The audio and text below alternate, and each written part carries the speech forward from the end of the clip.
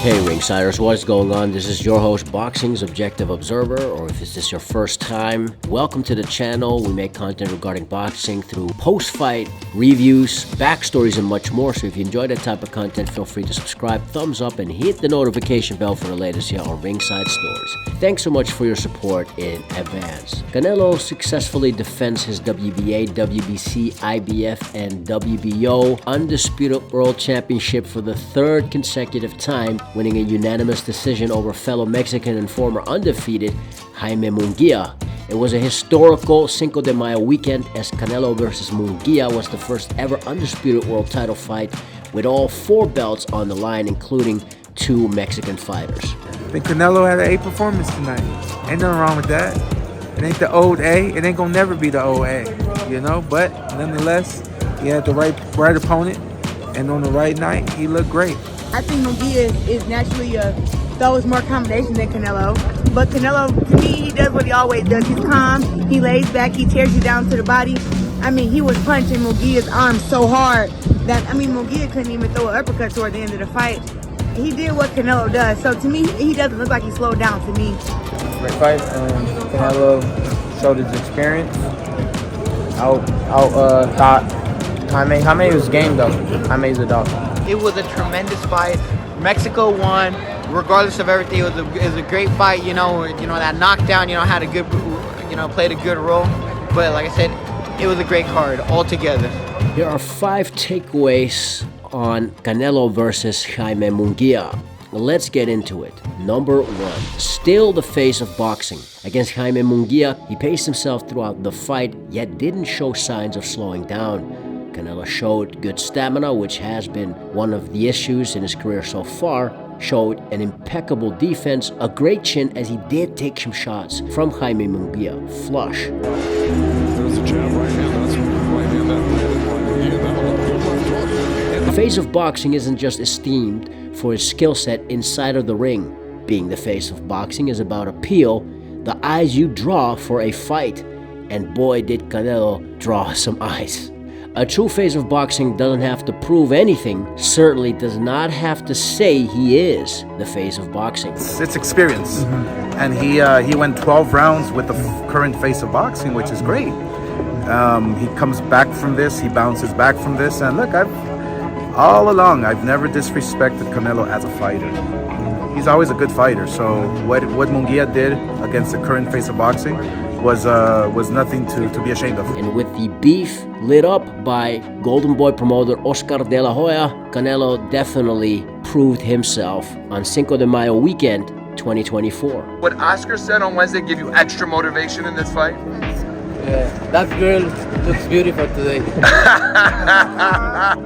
Number 2, power is still real. Now, Canelo Alvarez is 33 years of age, but has a lot of mileage, wear and tear on his body, with a lot of wars Canelo has been in over the years, being in world title fight after world title fight. And as the old saying goes, power is the last thing that leaves a fighter.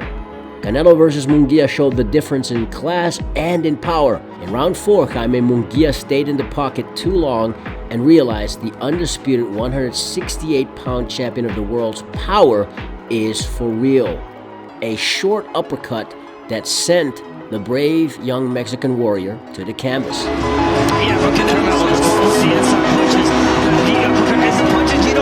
Sure, Canelo didn't finish Jaime Munguia.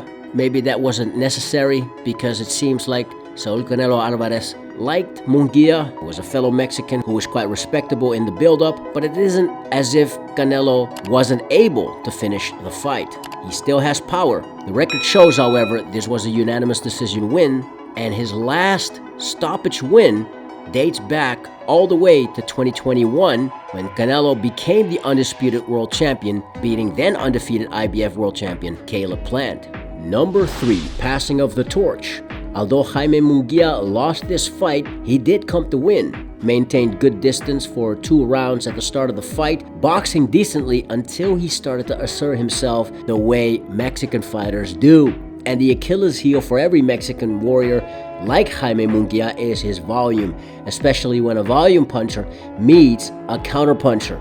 And before Canelo went on his undisputed run at 168, applying a pressure fighting style against the likes of Billy Joe Saunders, Caleb Plant, and Callum Smith, Canelo's bread and butter was his counterpunching ability. Although undefeated with a record to some a bit tainted given fights like the Munguia versus Derevianchenko fight, this was the first real step up for undefeated Jaime Munguia, similar to 2013 Canelo's step up against Floyd Mayweather Jr. Depending on how he deals with his first loss, Jaime Munguia will have learned so much just by sharing the ring with an elite level fighter who may be in decline a little bit, even though we didn't see that in Canelo versus Munguia, yet is still somewhat close to his prime. Going 12 rounds against Saul Canelo Alvarez in one of the most important moments for Mexicans in a year, Jaime Munguia can hold his head up high, even though he feels gutted taking his first loss. Muchas gracias.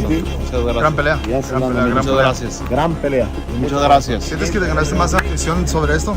Porque mucha gente te estaba apoyando. Age 28, Jaime Munguia's future does look bright. And if he ends up not only bouncing back from this loss, strings a few wins together, and then challenges successfully for world title fights, he may be what Canelo became after his loss to Floyd Mayweather Jr. back in 2013. Number 4, David Benavides. I want to see Canelo versus David Benavides. Hey, they call him the Mexican monster for a reason because everybody's scared of him. Yeah. David a different type of animal. But it's the fight I would love to see. I mean, I wanted to see him fight, obviously David Benavides next, so that's the fight I'm looking forward to. The long-awaited fight with former two-time 168-pound WBC champion of the world, David Benavides, is a question that is brought up in a Saul Canelo Alvarez interview. We'll see. I'm gonna rest and talk with my team. And like I say, everybody asking for everything, but and I always did. I always fight with everybody. You asking, so. But right now I'm in the position I can ask him to.